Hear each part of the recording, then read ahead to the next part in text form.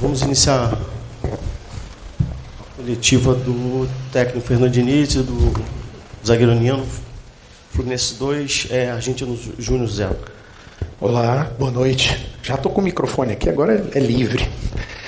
E aí, Diniz, tudo bem? Tudo bem. Meus parabéns. Obrigado. Parabéns, Nino, parabéns pela Obrigado. vitória. Rodrigo Multimídia, do Libras Esportes.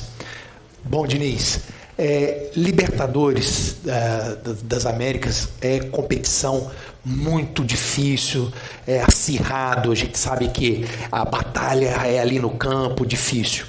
Mas hoje nós vimos uma arbitragem. Eu sei, desculpa perguntar sobre arbitragem, talvez não seja bacana, vocês ficam numa situação mais neutra, mas é preciso perguntar. Porque nós acreditamos nos que vimos hoje, 62 mil pagantes. E o ingresso hoje, para você vir assistir um time de futebol jogar, é prazeroso para o público porque é entretenimento. A gente quer ver o futebol dentro do campo. E a arbitragem pela Conmebol hoje deu 1 minuto de acréscimo, 1 minuto no primeiro tempo, sendo que a bola parou mais de 10 minutos no primeiro tempo. Não tem coerência lógica nenhuma, jogando na contramão da FIFA, que em todos os jogos do mundo, principalmente agora no campeonato feminino de futebol do mundo, os acréscimos chegam a mais de 10 minutos, 11 minutos. Então, Diniz, queria perguntar para você, como gestor, líder do futebol hoje do Fluminense, por que a arbitragem não segue alguns critérios da FIFA que hoje está sendo feito no mundo inteiro? Por que hoje a arbitragem peca nisso? E, Nino, meus parabéns. Por que hoje o Fluminense, no primeiro tempo, não conseguiu dar um chute ao gol do time adversário? Primeiramente, boa noite, obrigado pelas palavras. Eu não consigo entender nem no campeonato da Libertadores e tampouco lá na Argentina aconteceu coisa parecida também, jogo de ida, e também no Campeonato Brasileiro tem acontecido, infelizmente. Eu acho que é um prejuízo para o futebol e, como você bem disse, um prejuízo para o torcedor que quer consumir o jogo. Eu sou um defensor, sistematicamente tenho falado disso, a falta de critério da arbitragem em relação aos acréscimos. O Nino vai responder a tua pergunta, mas eu acho que eu vou falar também um pouco. A gente teve dificuldade no jogo, no primeiro tempo, porque o time do Argentinos teve muito mérito na marcação, a gente estava com dificuldade, de fato, para furar. Então a gente podia ter jogado melhor, mas a gente não estava esperando uma marcação como a que eles fizeram, num bloco médio, com muita perseguição individual o campo todo praticamente. Você vê que o centroavante, com 30 minutos do primeiro tempo, já estava esgotado, 10 do segundo tempo pediu para sair. Então eles valorizaram muito essa nossa vitória. Eu vou de encontro com o que o professor falou. Acho que muito da dificuldade que a gente encontrou no primeiro tempo foi pela organização e pelo empenho do Argentino Júnior. Diferente do jogo lá na Argentina, eles decidiram não fazer uma pressão alta, aguardar um pouco o nosso time, e se empenhou muito nessa marcação média. No intervalo a gente tentou fazer ajustes que ajudaram a criar melhor e ter uma posse melhor no segundo tempo, e a gente sabia que o gol ia acabar sendo questão de tempo e também muito passar pela movimentação e velocidade que a gente desse na bola. Foi o que aconteceu e conseguimos fazer os 2 gols no final, mas muito mérito de uma equipe que se defendeu muito bem e se entregou muito ao jogo. Muito obrigado. Boa noite, André Cavalcante, Paramount Plus.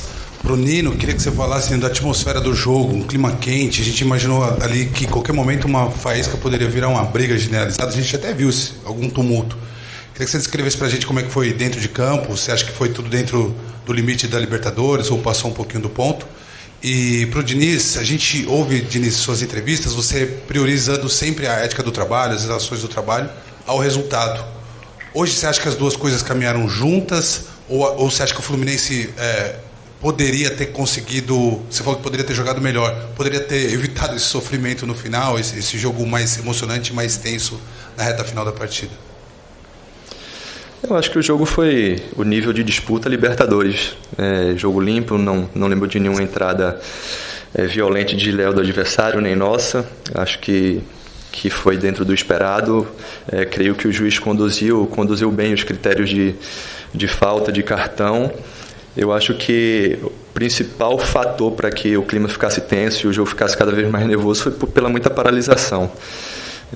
Acho que o juiz foi um pouco permissivo com a cera do adversário, goleiro caindo quando a bola estava no ataque, enfim.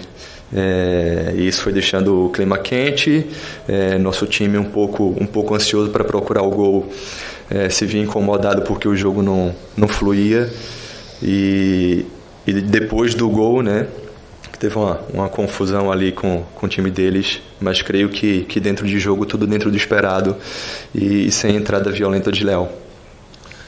Então, eu sinceramente não entendi muito a pergunta, que você falou de ética de trabalho, com desempenho de campo. Eu quis dizer, na verdade, você destaca a ética do trabalho, as relações de trabalho, priorizando o dia a dia e o trabalho que é feito ao longo prazo, do que exatamente um resultado, como foi o resultado de hoje.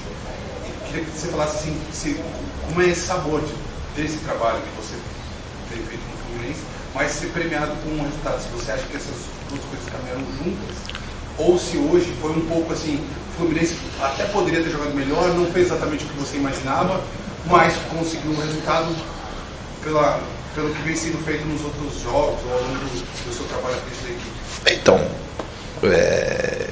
as duas coisas caminharam perfeitamente, porque assim, a ética de trabalho não é jogar bonito. Isso pode ser uma consequência de jogar bonito, e a gente tem que dar mérito para o adversário. Eu estou muito feliz com o que o time fez hoje, como tive feliz em outras ocasiões que a gente não jogou esteticamente tão bem. A prioridade da ética e das boas relações, ela não é você jogar. Você pode às vezes jogar bem o jogo e ter faltado um monte de coisa, ter faltado competitividade, respeito ao jogo, respeito ao adversário. Essas coisas não faltaram. Então a ética de trabalho, ela teve 100% no jogo de hoje. Se não tivesse, a gente não tinha levado essa classificação. A gente jogou contra um time muito bom, muito bem treinado. O Milito está lá já há quase 3 anos. É um time no Campeonato Argentino que é o time que menos permite invasão do adversário, que é o time que menos permite que o adversário toque a bola. Então a gente não jogou de um adversário qualquer, a gente jogou de um time extremamente bem treinado, com bons jogadores, com jovens, um time com bastante saúde. E quando eu falo de jogar melhor, a gente sempre pode jogar melhor. Até que no intervalo a gente conseguiu jogar melhor, fez alguns ajustes, porque o adversário também tem estratégia, e você viu quando mudou o jogo e a gente pôde. No fundo a gente poderia ficar e levar para os pênaltis, porque o Argentino Júnior teve uma estratégia muito clara de não tomar o gol, e se desse fazer o gol, e a gente tinha uma estratégia de fazer o gol. Você viu quando a gente fez o gol e virou, a gente fez o segundo gol, e provavelmente se tivesse mais tempo, a gente pôde usar mais a estratégia de marcar e roubar a bola em boas condições para contra-atacar, a gente poderia ter feito mais gols. É que construir, de fato, é mais difícil do que destruir. Então acho que é um resultado que a gente tem que comemorar muito, por tudo que a gente fez. E respondendo bem diretamente a tua pergunta, a ética do trabalho, ela foi muito premiada no jogo de hoje. Boa noite, Diniz. Boa noite, Nino. Davi Barros, do GE. Ao Nino, eu pergunto sobre você ter sido o jogador com mais passes certos, acertou quase 100, foram 90 e poucos. O que você acha que isso pode ser uma explicação para esse alto número? Foi de longe o que mais acertou, quase o dobro do segundo colocado, por exemplo. E ao Diniz, eu queria saber sobre a questão do Fluminense ter tido essa dificuldade de penetrar e chutar para o gol. Se eu não me engano, os primeiros chutes que vai ao gol é o do Samuel Xavier, justamente. Você acha que tem a ver com essa questão do bloco médio, que surpreendeu um pouco vocês? E, enfim, essa análise, por que você acha que isso aconteceu? Perdão, sobre a camisa que você ganhou também, se foi um presente, se tem algum significado? Não tenho. Vou começar aqui, Nino. Tem um presente, assim, aquele torcedor, ele é muito carinhoso comigo, ele mexe, aparece lá no CT. E foi um presente que eu vou guardar com carinho. Em relação a você não conseguir a finalização, às vezes você não está finalizando, porque assim, você fala, chutou no gol, mas aí você vai pegar número. Número é uma coisa, às vezes, que não mostra o que aconteceu no jogo. Mas você tem domínio, você chuta uma bola bem fraquinho e não produz nenhuma expectativa de gol. Aí você fala assim, chutou 10 bolas no gol. A gente estava com dificuldade de finalizar, mas a gente, principalmente no segundo tempo, estava cercando a área do River, a qualquer momento podia fazer um gol. Tiveram vários cruzamentos muito mais perigosos que chutar uma bola de meia distância. Só você vê a quantidade de gols que sai de fora da área, no mundo. Então, assim, para você produzir chance de gol, não é chutar no gol para chegar aqui e agradar o número e o jornalista ficar contente. Falar assim, ó, chutou 15 bolas, mas assim, produziu o quê? Efetivamente perigo para o adversário. No segundo tempo, a gente estava levando perigo com muita constância.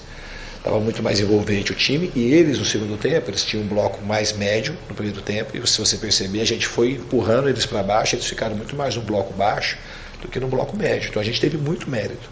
O jogo, você não pode analisar o jogo, a performance da equipe, simplesmente pelos números de maneira aleatória. Eu gostei muito do que a gente fez no segundo tempo. E o jogo é difícil mesmo. É igual eu te falei, assim, quando a gente pegou e tinha prerrogativa, que a gente tinha feito o resultado que nos interessava, a gente em 4, 5 minutos já tinha tido 2 contra-ataques perigosos e fizemos gol em 5 minutos.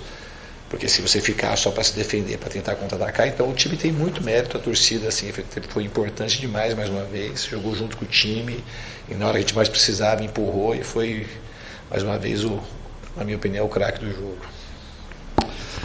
Eu creio que esse número se explica também pela marcação do Argentino Júnior, né? Foi uma marcação média-baixa, em que quando a gente entrava no terço final de campo, eles meio que casavam a marcação e perseguiam individualmente, e a maneira de furar isso era que o zagueiro começasse a construção. Foi o que a gente fez, e isso explica a bola passar muito pelo meu pé e esse número grande de passes certos. Boa noite, Fernando. Boa noite, Nino. Caio Bloch da Trivela. Fernando, eu queria saber de você, o time hoje, como o Nino acabou de falar, passou alguns minutos precisando fazer o resultado, né? Querendo fazer gol, e mostrou uma ansiedade, talvez até motivada pelo estádio estar muito cheio. Ao mesmo tempo, o Fluminense agora manteve um tabu e não perde no Maracanã com mais de 60 mil pessoas há 32 anos. Queria saber como você, Fernando, trabalha para esse tipo de jogo, que é decisivo, que é muito difícil, que traz muita torcida para o estádio, não acabe levando ansiedade, sim a festa que os torcedores trouxeram. E para o Nino, eu queria saber qual foi a maior dificuldade que vocês encontraram em campo no segundo tempo, se foi só a marcação em bloco médio ou as paralisações do árbitro a todo momento que não deixavam o jogo acontecer. Se vocês se sentiram em algum momento atrapalhados pelas paralisações, não estou entrando em mérito área do nível técnico da arbitragem. Obrigado. Pode falar. Eu acho que um pouco das duas coisas. A ansiedade era um pouco normal. A gente sabia que a nossa maior força e o momento que a gente joga melhor é quando a gente está dentro das nossas características, em valorizar a posse de bola, em ser um time agressivo, um time que está junto, um time que todo mundo participa da construção e da marcação. E foi isso que a gente tentou fazer. Obviamente o tempo vai passando e a possibilidade dos pênaltis faz com que a gente queira fazer o gol logo. O jogo pede para que a gente seja um pouco mais agressivo e arrisque um pouco mais, e as paralisações, claro, afloram isso, né? A gente vê o tempo passando, o jogo parado, e a gente quer resolver logo o jogo e a classificação. Acho que foi isso, acho que o time se portou bem. O mais importante foi que a gente manteve fazendo aquilo que o jogo pedia, e se manteve sendo o Fluminense, que a gente sabe que é o mais forte. Então, Caio, obrigado pela pergunta. Entretanto, eu acho que a ansiedade não foi um fator que prejudicou muito o time, porque se tivesse sido a ansiedade, bateu uma lógica, o time ia ir piorando, porque a ansiedade ia aumentando. E aconteceu o contrário, o time foi melhorando conforme o tempo passou. Então o time soube jogar o jogo, porque você está querendo atacar, mas você também não pode tomar gol. Então a gente ofereceu muita pouca chance para um time que é muito bom. Tá? E é difícil jogar jogos assim. O que eu achei, algumas coisas que eu acho que prejudicou o andamento do jogo, mais do que a ansiedade. Eu acho que o fator da arbitragem, que foi muito permissivo com as paralisações, foi o estado do campo. Porque para você jogar contra um time que marca bem, você ficar toda hora precisando dar 2, 3 toques na bola, a gente praticamente não conseguiu jogar de primeira. E o fator que a gente tem que levar mais em consideração foi a boa marcação do Argentino Júnior. Eu acho que essas 3 coisas esteve muito na frente da ansiedade. Esse time é um time que já postou muito, que sabe que gosta de jogar com essa torcida, com muita gente no Maracanã. Desde que eu estou aqui, quase sempre que o estádio está cheio, a gente já fez exibições grandiosas. Uma delas, talvez a mais emblemática, as 2 mais emblemáticas, talvez tenha sido o jogo da final, dos 4-1 e o 5-1 contra o River. O estádio estava totalmente cheio também. Então eu acredito que outros fatores pesaram mais do que a ansiedade. Olá, boa noite. Fernando Diniz, boa noite. Fabrício Carvalho da Vável Brasil, bem-vindo. É a primeira vez que eu faço uma pergunta para você. Eu queria saber, Diniz, um aspecto do jogo que passou pelo segundo tempo, principalmente, que não foi apenas a entrada do John Kennedy, mas algo me chamou a atenção. Quando o goleiro caiu durante o segundo tempo, foram 5 minutos de paralisação, você chamou o time inteiro. Você estava muito, não diria incomodado, mas você estava querendo chamar o time inteiro para passar algum recado. E eu vejo que o time melhorou depois daquele momento. O que você falou com os jogadores naquele momento exato, na reta final do segundo tempo, que foi, para mim, primordial para desbloquear alguns espaços do Argentinos Júnior na reta final do jogo? O que eu falei é uma coisa que eu tinha falado um pouco no intervalo, para a gente ser mais agressivo e tomar um pouco mais de risco, deixar a criatividade ela aflorar um pouco mais, fazer um jogo menos mecânico, um jogo mais solto, com mais agressividade. E eu acho que isso de fato aconteceu, e até pelas mexidas também. O Danielzinho é um jogador que tem esse jogo, tem um domínio muito fácil e conseguiu dar um ritmo mais acelerado para o jogo. E o próprio John Kennedy passa a viver um momento muito bonito na carreira dele, acabaram também contribuindo por esse momento. Fora a vinda do André para trás, o time estava muito agressivo, estava muito dentro e tomando pouco risco, que é o mais importante. Eu repito, assim, não é a questão, o Fluminense não jogou sozinho, muito pelo contrário, jogou contra um grande adversário. Então é uma vitória que a gente tem que saber valorizar, porque foi de fato um adversário que soube jogar, soube marcar, e muito valoroso. Valeu.